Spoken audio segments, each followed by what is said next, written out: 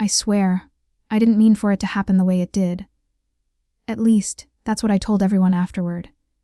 But deep down, I knew exactly what I was doing when I hit send. The truth is, after months of humiliation, gaslighting, and betrayal, that one click felt like justice.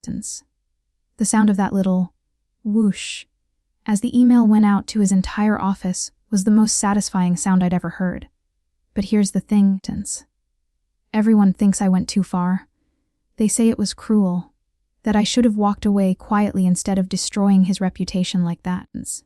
So tell me honestly, was I wrong for sending that accidental email that exposed my husband's affair to every single one of his coworkers? All right. Let me take you back to how this all started, because I need you to understand that this wasn't just about revenge. This was about finally standing up for myself after years of being made to feel small, invisible, and unworthy. My name's Rachel, and for 8 years, I was married to Mark, a man who everyone thought was the perfect husband. The kind of guy who brings coffee to meetings, remembers birthdays, and cracks dad jokes that make people laugh even when they don't want to. To the outside world, he was charming and generous. But at home, he was different. Not abusive in the obvious ways, no yelling or throwing things, but emotionally, he was distant, cold. I always felt like I was auditioning to be enough for him. We met in college. He was this confident business major, the kind of guy who always seemed to have a plan for everything.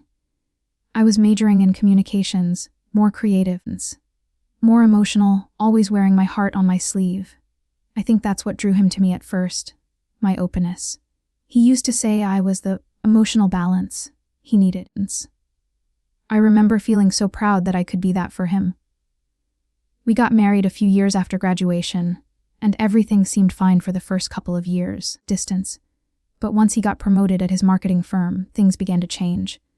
He started coming home late, often claiming he had client dinners or team strategy sessions. At first, I believed him. I mean, he was ambitious, and I wanted to be the supportive wife. But over time, the little inconsistencies started adding up. His shirt smelled like perfume that wasn't mine.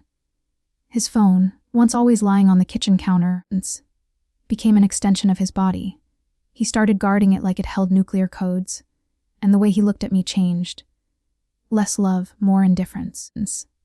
Like I was just another item on his to-do list. One night, he came home past midnight, and I could tell he'd been drinking. When I asked where he'd been, he said he was unwinding with the team after a stressful project. But when I pressed for details, where they went, who was there, he snapped at me, accusing me of being paranoid and controlling. That was the first time he ever raised his voice to me. I remember sitting there in silence after he stormed off to the guest rooms, thinking, when did we become this? A few weeks later, I got my answer. It was a random Wednesday morning.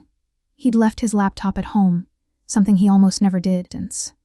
I was working from home that day, and when his laptop pinged with an email notification, curiosity got the better of me.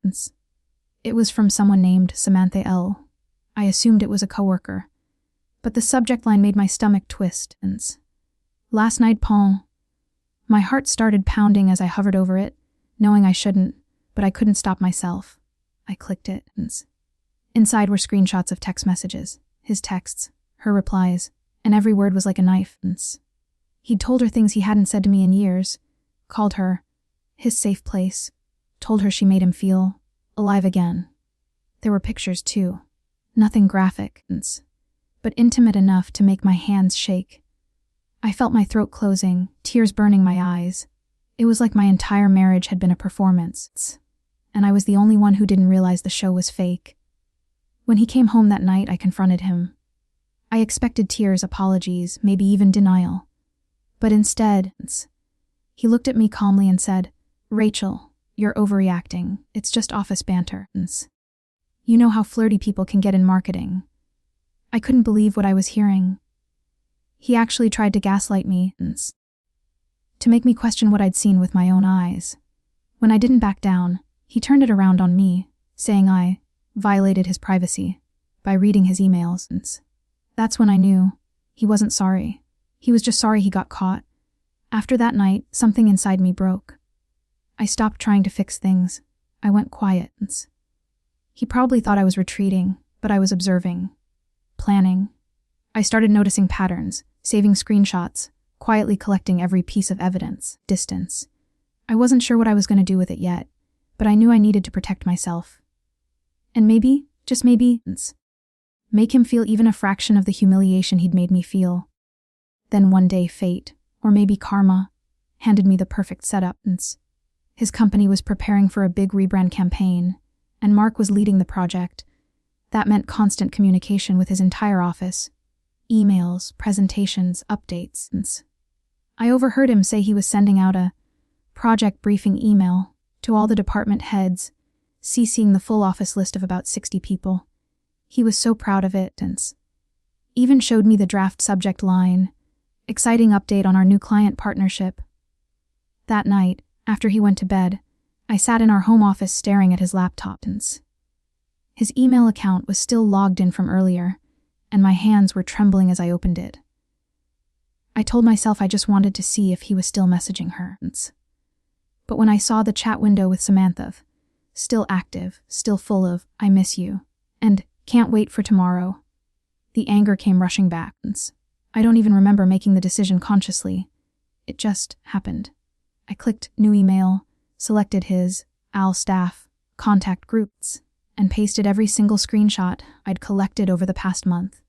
Texts, pictures, timestamps, everything. At the top, I wrote one simple line, "Thought you all should see the real Mark behind the campaigns." Then I hesitated. For maybe 10 seconds, my finger hovered over the send button. My heart was pounding so hard I could hear it. But then I remembered the nights I cried myself to sleep, the lies, the gaslighting, and I hit send. The email whished out of the outbox, and just like that, it was done. My stomach dropped, but at the same time, there was this strange calmness, like the moment before a storm when the air goes still. I closed his laptop and went to bed, staring at the ceiling until morning. When I woke up, Mark was already screaming. The sound jolted me upright. He was pacing in the living room, phone in hand, shouting things like, "Who would do this? And my career is over." His phone was blowing up with calls, texts, and notifications. He looked pale, like he'd seen a ghost. I walked in quietly, holding my coffee, and he turned to me with wild eyes. "Rachel, someone hacked my email," he said.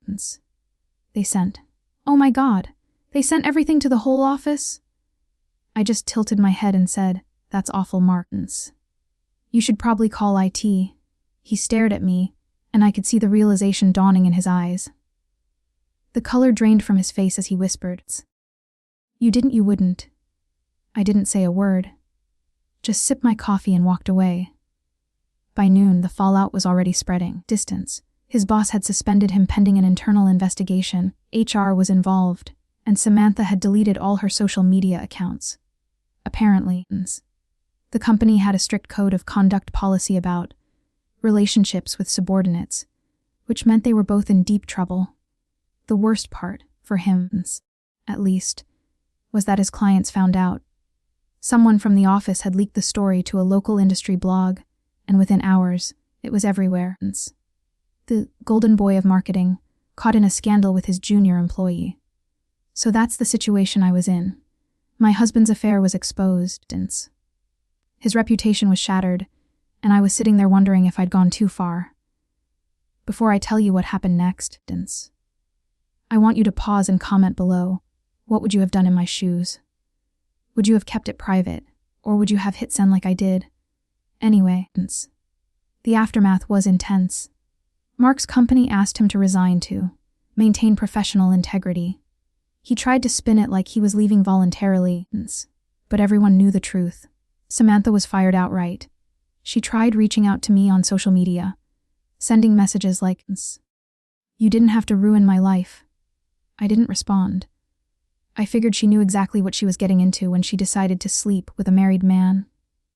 At home, things got ugly. Mark moved out, crashing at a friend's place. His parents called me, pleading for mercy, saying I'd destroyed their son's future. My friends were split. Some said I was a hero, others said I should have just left quietly. I didn't care. For the first time in years, I felt free.